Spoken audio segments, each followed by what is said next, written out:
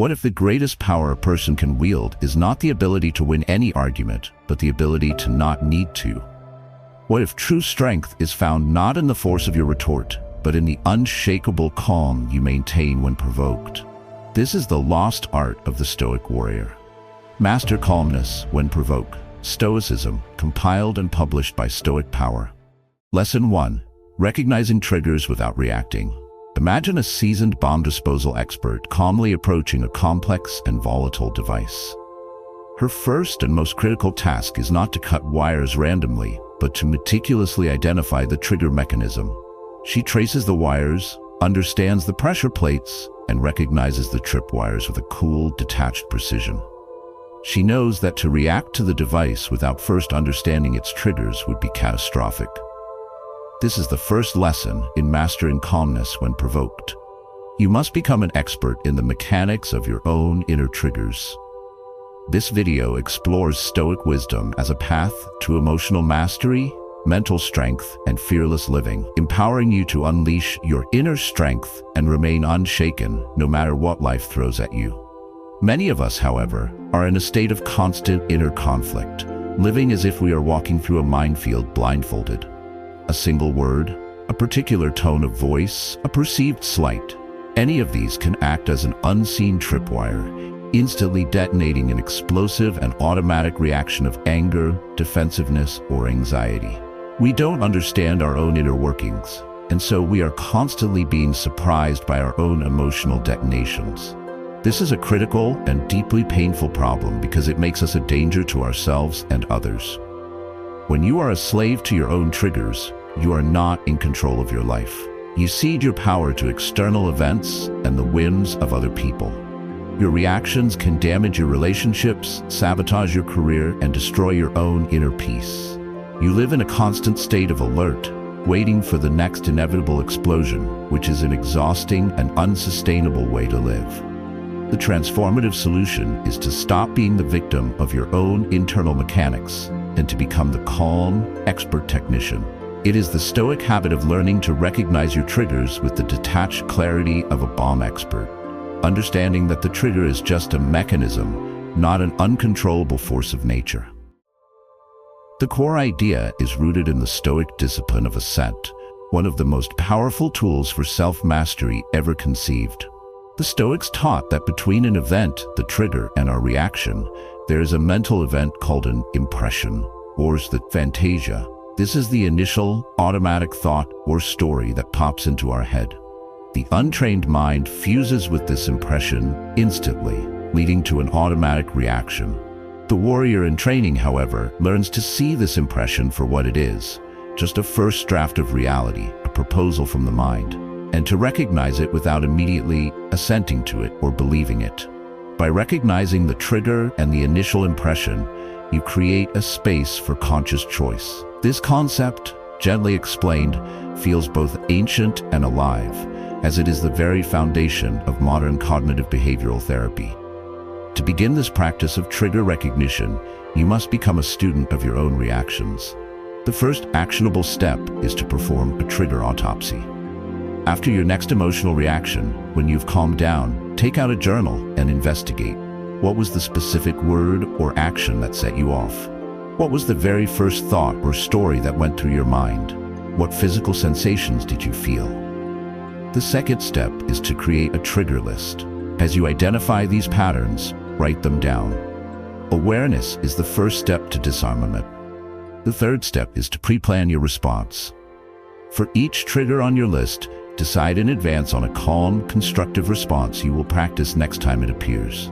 The benefits of applying these actions are the beginning of true emotional freedom. You will stop being surprised by your own reactions. The feeling of being hijacked by your emotions will begin to fade, replaced by a growing sense of self-awareness and control. You will feel your power returning as you realize that you are not the bomb, but the expert who can choose to disarm it. Your call to action is to identify your single most common emotional trigger. For the next week, your only mission is not to stop reacting, but to simply notice it and name it silently to yourself the moment it happens. Ah, that is my feeling disrespected trigger. This simple act of recognition is the first crucial step in taking back your power. Recognizing your triggers is the first step in disarming them. But to truly remain calm, you must have a place of stability to return to in that crucial moment between trigger and reaction. The next lesson will teach you how to anchor your mind in the unshakable safety of the present moment. If you found this lesson insightful, please like the video and consider subscribing to the Stoic Power channel for more life-changing wisdom. Lesson 2. Anchoring mind in present moment. Imagine a great ship being tossed on a violent sea during a powerful storm. The waves of chaos and uncertainty crash against its hull, threatening to pull it onto the rocks. The wise captain knows that the only way to survive is to drop a heavy, powerful anchor deep into the seabed. The ship may still be battered by the waves on the surface, but the anchor holds it fast, preventing it from being swept away into disaster. The present moment is this anchor for the human mind. Most of us, however, navigate the storms of provocation with no anchor. We are in a state of inner conflict, where a provocative word or event immediately rips us from the present and sends our minds hurtling into a turbulent sea of past grievances. You always do this, or future anxieties. This is going to ruin everything. We are lost in the storm of our own thoughts. The problem with this mental time travel is that it is the very definition of powerlessness. When you are provoked, your mind becomes a chaotic and dangerous place. By replaying the past or catastrophizing about the future, you are feeding the emotional storm with more and more energy, making it stronger and more destructive. You have no stability, no ground to stand on, and you are completely at the mercy of the crashing waves of your own reactive thoughts, making a calm and rational response impossible. The transformative solution is the second Stoic trick, the disciplined habit of dropping your anchor into the deep, solid ground of the present moment. It is the practice of pulling your awareness out of the chaotic storm of thought and into the simple, tangible reality of the here and now. The core idea is rooted in the Stoic practice of PROVOKE, or mindful attention. The Stoics knew that our suffering and our loss of control almost never happened in the present moment itself. They happen in our interpretation of the past and our fear of the future. The present moment, in stark contrast, is almost always manageable. It is a place of calm and safety. By training your mind to return to the present when provoked, you are throwing out a lifeline to your rational self. You are giving yourself a secure point from which to assess the storm, rather than being tossed about within it.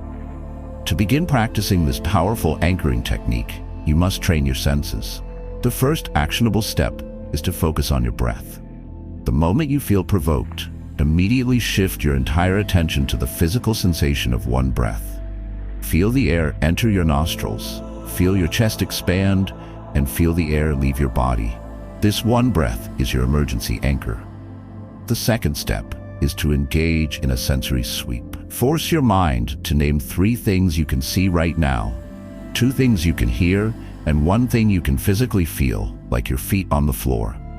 This grounding technique yanks your consciousness out of the abstract world of thought and into the concrete world of the present.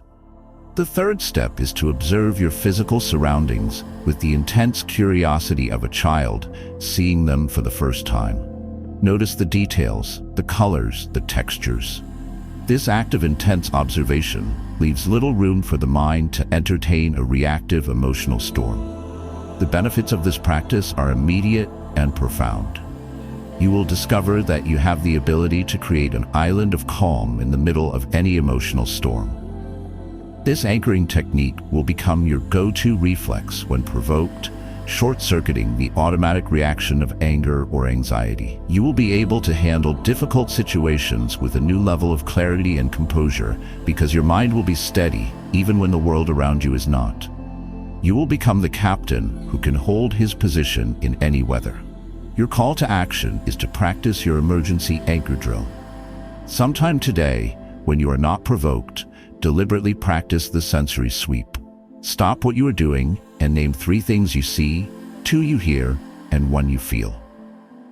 Do this several times. You are training the muscle so that when the real storm hits, Dropping your anchor is an automatic and effortless reflex. Anchoring yourself in the present gives you the stability to withstand the initial emotional blast. But the most painful part of any provocation is often the personal attack, the part that stings our pride. To truly master calmness, we must learn to separate our fragile ego from our indestructible true self. If this lesson provided a sense of calm, please help us grow the channel by liking this video and sharing it with someone who needs it. Lesson 3. Separating ego from true self. Imagine a wise and powerful king sitting calmly on his throne. At his feet is his court jester, a loud, insecure, and often foolish character who is obsessed with his own importance, who takes offense at every perceived slight, and who constantly shrieks for attention and validation. A provocation is like a moment when a fool in the crowd throws a tomato, not at the king, but at the jester. The jester, being the ego, flies into a rage, demanding retribution, feeling his honor has been stained. The king, the true self, simply observes this chaotic display with a detached and knowing calm. This is the third and perhaps most profound Stoic trick for mastering calmness. Most of us, however, are in a state of inner conflict where we have mistaken the jester for the king. We believe that we are our ego. When someone provokes us, we believe that our true self has been attacked, and we react with the jester's frantic, defensive, and undignified rage. This is a critical and deeply rooted problem because as long as you identify with your ego, you will be perpetually vulnerable to the words and actions of others. Your ego is a fragile, insecure, and insatiable entity. It is a house of cards that can be toppled by a single breath of criticism. By allowing your ego to sit on the throne of your mind, you are ensuring a reign of emotional chaos and reactivity. You have given the scepter of your inner peace to the most foolish and unstable member of your own court. The transformative solution is the Stoic habit of dethroning the ego and re-enthroning your true self.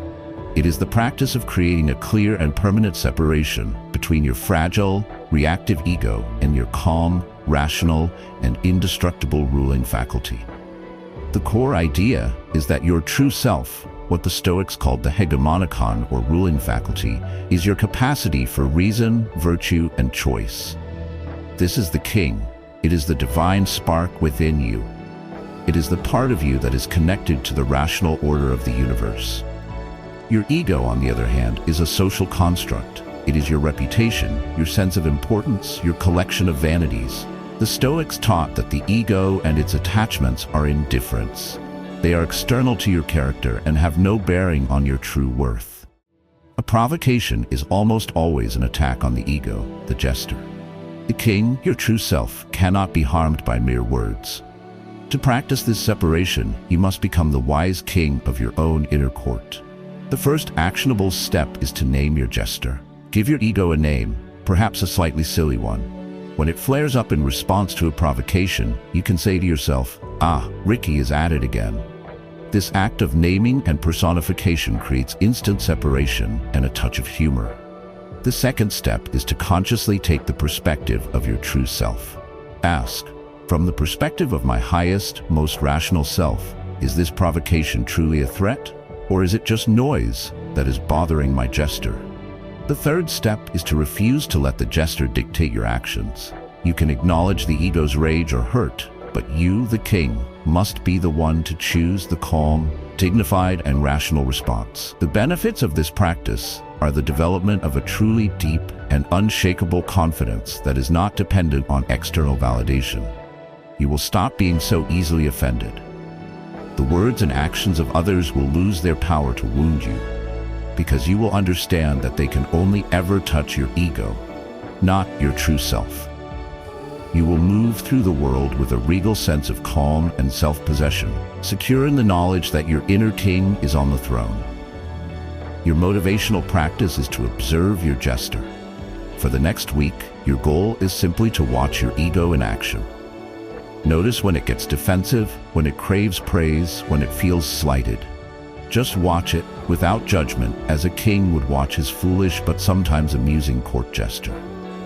Once you have separated your true self from the ego's reaction, you gain the clarity to do something truly powerful, to analyze the provocation itself.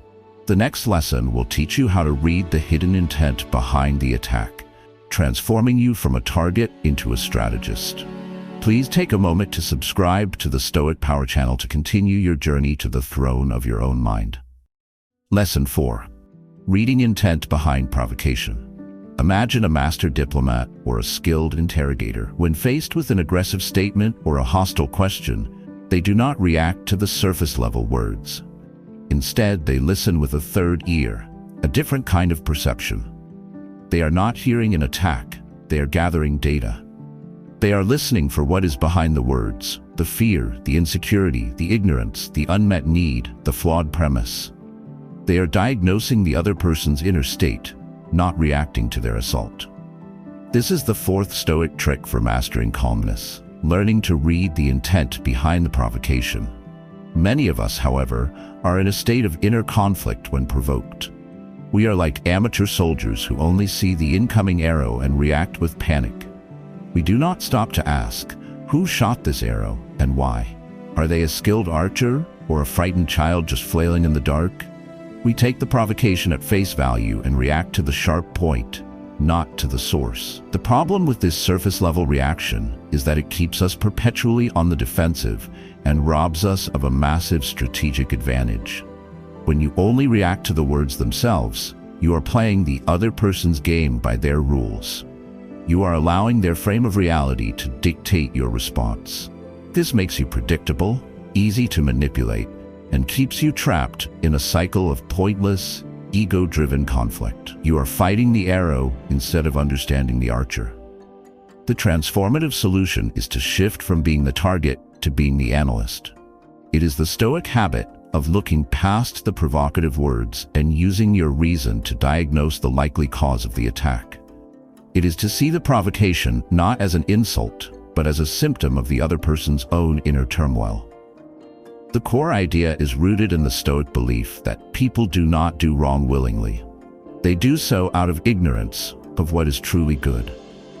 When someone provokes you, they are often acting from a place of fear, insecurity, or a deeply flawed worldview. Their attack is not a reflection of your worth. It is a confession of their own suffering. Marcus Aurelius reminded himself every morning that he would meet people who were arrogant and selfish, and that he should not be surprised, for they are simply ignorant of the difference between good and evil. This perspective is not arrogant. It is a profound act of strategic empathy that gives you immense power. To practice this diagnostic skill, you must cultivate your inner diplomat. The first actionable step is to ask a clarifying question instead of making a counter-accusation. A simple, calm, "Can you help me understand why you feel that way?" can completely disarm a provocation and shift the dynamic from a fight to a diagnosis. The second step is to practice the charitable interpretation. Before assuming the worst intent, ask yourself, what is the most generous possible interpretation of why this person is acting this way? Could they be having a terrible day? Could they be acting from a place of fear? The third step is to silently diagnose their state. Ask yourself, what is this person lacking right now? Is it a sense of control, a feeling of being heard, a sense of importance? Seeing their unmet need depersonalizes the attack. The benefits of this habit are a massive increase in your strategic and social intelligence. You will stop getting drawn into pointless, ego-driven battles. You will often be able to de-escalate conflicts before they even begin. You will gain a reputation for being wise and empathetic, a person who cannot be easily manipulated or provoked. You will conserve your energy for battles that actually matter. You become the master diplomat who wins without ever drawing his sword. Your call to action is to become a diagnostician. The next time you witness or experience a provocation, your mission is to silently ask and answer the question, what fear or insecurity is likely fueling this person's words? Do not engage, just diagnose. This is how you begin to see the hidden patterns behind human conflict. Reading the intent behind a provocation gives you a powerful strategic advantage. It gives you the clarity to choose the wisest possible response. The next lesson will explore what is often the most powerful and unexpected response of all: silence. If you found this lesson insightful, please like the video and share your thoughts in the comments. Lesson 5. Choosing silence over quick retort. Imagine a deep, ancient well. When a child throws a small, sharp stone into it, the well does not react. It does not throw a stone back. It does not roar with anger. It simply accepts the stone, and the stone's impact is swallowed by its vast, silent, and undisturbed depths. After a few ripples, the surface of the water returns to a state of perfect, reflective calm. The well's silence is not a sign of weakness. It is a demonstration of its immense depth and power. This is the fifth Stoic trick for mastering calmness, choosing the profound power of silence over the fleeting satisfaction of a quick retort. We are often in a state of inner conflict when provoked. Our ego, our jester, screams at us to respond, to defend our honor, to win the argument, to land a clever counterattack. We feel that to remain silent is to be weak, to admit defeat, to let the other person win. This compulsion to immediately retort is a significant problem because it almost always escalates the conflict and diminishes our own power. When you engage in a battle of quick retorts, you are descending to the other person's level. You are playing their game, and you are sacrificing your own calm and dignity for the sake of a petty, ego-driven point. The quick retort provides a brief, hot flash of satisfaction, but it is often followed by a long, cold chill of regret. It is an act of weakness disguised as strength.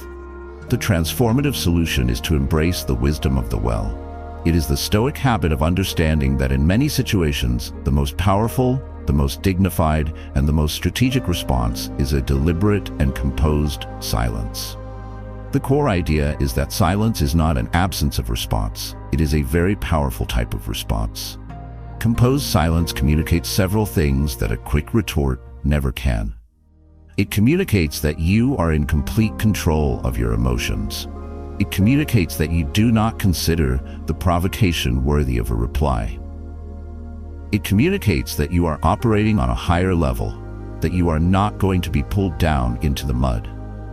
It creates an uncomfortable vacuum that the other person often feels compelled to fill, sometimes by backtracking or revealing more of their own weakness. To master the art of strategic silence, you must have immense self-control. The first actionable step is to redefine winning. In a provocative situation, your goal is not to win the argument. Your goal is to maintain your own inner peace and dignity. A calm silence is a victory. The second step is to use a physical anchor to maintain your silence. When you feel the urge to retort, bite the inside of your cheek or press your tongue against the roof of your mouth. Use a small, unnoticeable physical action to short-circuit the verbal impulse. The third step is to master the art of the calm gaze. Do not look away in submission. Simply hold a calm, neutral, and steady eye contact for a moment, and then calmly redirect your attention elsewhere. This is the silent equivalent of a king dismissing a courtier. The benefits of choosing silence are a massive preservation of your emotional energy and a significant enhancement of your perceived power. You will stop getting entangled in pointless, draining arguments. You will develop a reputation as a person of immense self-control and substance. People will learn that it is impossible to provoke you, which makes you a formidable and deeply respected figure. You become the deep well, whose calm surface belies an immense and untouchable inner strength. Your motivational practice is to use silence in a low-stakes situation. The next time someone makes a slightly annoying or baited comment, your mission is to simply not respond. Do not argue, do not defend. Just let the comment hang in the air and die of its own accord. Feel the power you retain by refusing to engage. Silence is a powerful tool, but it is most powerful when it is paired with an unshakable physical presence. The next lesson will teach you how to project an aura of authority simply through your own calm composure. Please take a moment to subscribe to the Stoic Power channel to master these advanced arts of self-control. Lesson 6. Projecting authority through composure. Imagine a seasoned commander on a chaotic battlefield. Arrows are flying, men are shouting, and the situation is tense and uncertain. In the midst of this chaos, the commander sits calmly on his horse, his gaze steady, his posture relaxed but alert. He issues his orders with a firm, clear voice. His calm demeanor is not just a personal state of being. It is a strategic weapon. It inspires confidence in his own troops, and it unnerves his enemies, who see a leader completely unfazed by the chaos they are trying to create. This is the sixth Stoic trick, projecting authority through composure. So many of us are in an inner conflict where we believe authority comes from loud words, aggressive gestures, or a forceful personality. When provoked, we think we must puff out our chests and shout louder to assert our dominance and control. The problem with this approach is that it is the behavior of a pretender to the throne. Not the true king. A man who needs to shout to be heard has no real authority. Aggression is often a mask for fear, and a lack of composure signals to everyone that you are not in control of yourself, let alone the situation. This frantic attempt to project power has the opposite effect. It reveals your weakness and undermines the very authority you are trying to establish. The transformative solution is to embrace the paradox that true authority is projected most powerfully through quiet, unshakable composure. It is the Stoic habit of understanding that your inner state radiates outward and influences everyone around you more profoundly than your words ever could. The core idea is that your composure is a non-verbal declaration of your power. When you are provoked and you remain completely calm, you are sending a powerful subconscious message. Your attack has no effect on me. I am operating from a place of such inner stability that your attempt to create chaos is irrelevant. This is incredibly intimidating to those who rely on emotional reactions to manipulate others, and it is incredibly reassuring to those who look to you for leadership and strength. Your calm becomes their anchor. Your composure is your authority. To master this projection of power, you must become a master of your own physiology. The first actionable step is to control your breathing. In any high-pressure situation, consciously switch to slow, deep diaphragmatic breathing. This calms your entire nervous system and is the foundation of a composed state. The second step is to master your body language. Maintain an open, relaxed posture. Keep your head level and your shoulders back. Avoid fidgeting or making quick, jerky movements. Move with a deliberate, unhurried grace. The third step is to control your voice. Speak slightly slower than you normally would and from a lower, more resonant pitch. A calm, measured voice conveys absolute confidence and control. The benefits of this habit are a complete transformation in how you are perceived in high-pressure situations. You will naturally assume a leadership role.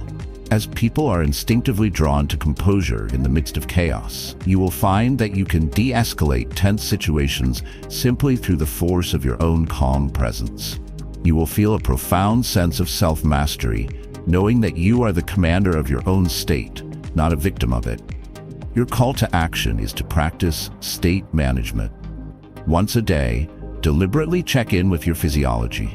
Are your shoulders tense? Is your breathing shallow? Consciously take 1 minute to slow your breathing, relax your shoulders, and adopt a posture of calm authority. Make this state your default. You have now learned how to recognize your triggers, anchor your mind, separate from your ego, read intent, choose silence, and project authority. The final lesson is the culmination of this training: how to use the very energy of conflict to forge an even greater inner strength. If this lesson has been valuable, please like the video and share it with someone who needs to learn the power of composure. Lesson 7. Turning conflict into inner strength. Imagine a blacksmith's forge. The blacksmith takes a piece of raw, shapeless iron, a representation of our character in its untested state. To transform this iron into a sharp, resilient, and unbreakable sword, he must subject it to an ordeal. He heats it in the blistering fire of conflict and then lays it on the anvil and beats it with the heavy hammer of provocation. This process is violent and stressful, but it is not destructive. It is creative. The fire and the hammer are the very tools that temper the iron, driving out impurities and aligning its structure to create steel. This is the final and most powerful Stoic trick, turning the very energy of conflict into the fuel for your own inner strength. For most of us, we see conflict as the opposite of strength. We are in a state of inner conflict where we view every argument, every provocation, and every confrontation as a negative event that diminishes us. that drains our energy and chips away at our peace. The problem with this perspective is that it makes us avoid conflict at all costs, which can lead to a life of quiet desperation where we never stand up for ourselves, never speak our truth, and never set strong boundaries.